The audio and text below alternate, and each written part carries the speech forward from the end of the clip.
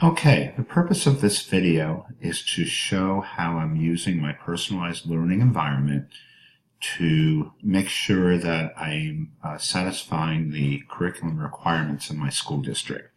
As I mentioned in the analyze, I believe it's the analyze phase of this project, that one of my expectations for students that graduate from my course is, besides being able to master some of the technology I want them to do, is to satisfy the district scope and sequence and to meet the critical enduring understandings that my district has defined for students, high school students at different grade levels.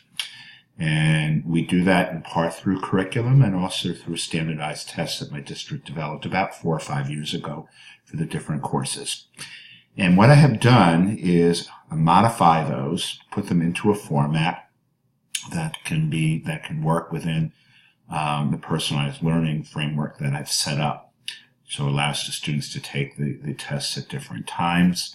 It allows the students to take the test multiple times if they need to do that, and allows me to use the assessment both as a summative assessment and also for some teaching. And that's something that I feel is very important, and I've been doing, and I've been very pleased with how this has worked. To do this, I'm going to open up the course I opened up in a previous video, which is the Algebra 2 course. I'm going to go down to the district assessments, and I've developed those for the different courses. Again, a lot of this is still in development, so it's not a complete project. It will be by the end of the year. I'm going to go ahead and open up this one of the first ones I gave, and do it in the preview mode.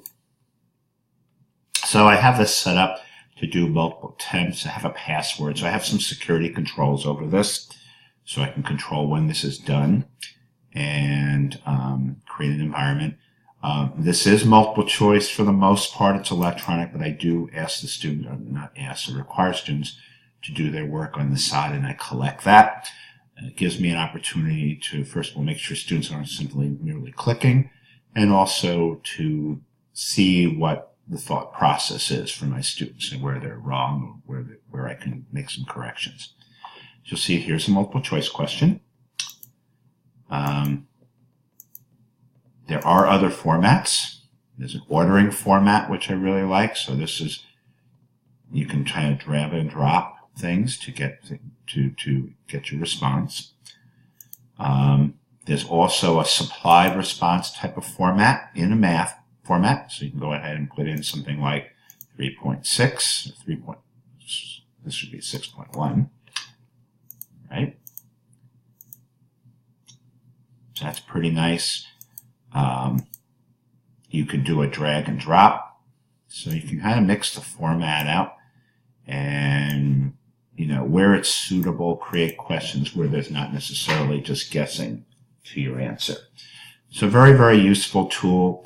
I've always encouraged my students over my many years of teaching to take tests more than once, restudy.